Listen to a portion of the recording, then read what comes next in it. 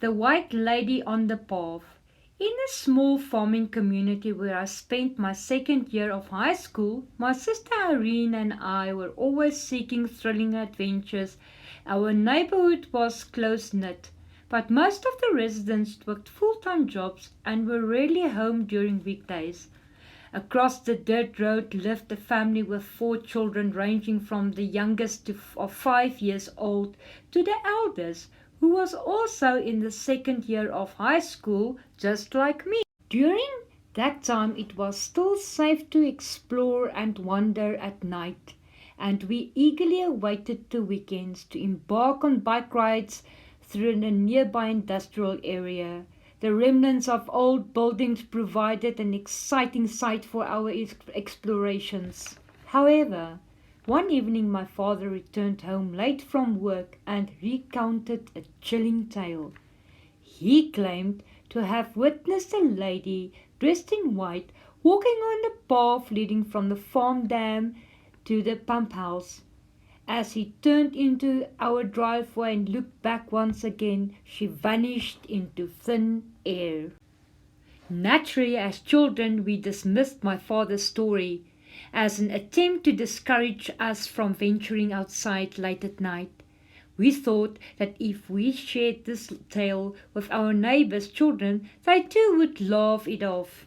However, curiosity got the better of us, and we concocted a plan to spend a Saturday night daringly camping near the path where the White Lady was said to wander, according to my dad.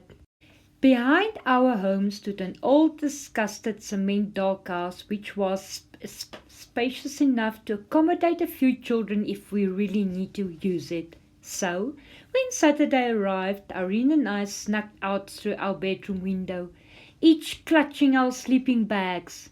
The neighbors' children did the same, and together we lay our sleeping bags in a row, awaiting the unknown. As we settled in, we whispered and speculated about what might happen and unfold tonight. Before we knew it, exhaustion took over and we fell into a deep slumber. Suddenly, Martin, one of the neighbor's children, awoke, feeling a gentle breeze on his face.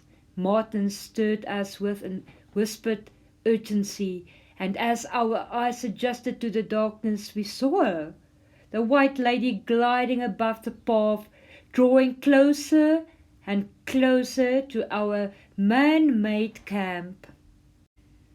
Fear gripped our hearts, and the idea of squeezing through my sister's bedroom window to safety seems impossible in that moment. We were too many kids. The only available option was the cement doghouse behind our house. We hurriedly sought refuge within, and Sandy, my sister, barricaded the door with a plank of wood and a sleeping bag. Inside the cramped space we remained, silent, hardly daring to breathe. Then we heard it, the sound of something banging and scratching against the wood door. Moans and feral gurgles growl echoes from the other side of the door. We clung to one another, desperately holding the wood in place. The night dragged on, and the terrifying sounds continued, persisting until exhaustion overwhelmed some of the children, causing them to drift off to sleep. With the first ray of daylight grazing the sky, a sense of relief washed over us. Yet we were still too petrified to remove the plank of wood securing the door. Eventually, with trembling hands, Sandy mastered the courage to remove the plank barrier in front of the door. As the plank cracked open, a horrific sight greeted our eyes. Claw marks and wood chips scattered around the edges of the wooden barricade. Scared out of our wits, we dispensed, each running home to the safety of their own houses and rooms. From that night forward, we never spoke of this or ventured outside late at night. We have learned a valuable lesson. Never dare to mock or challenge the unknown. For sometimes the spirit that lurks in the shadows may come closer than we dare to believe.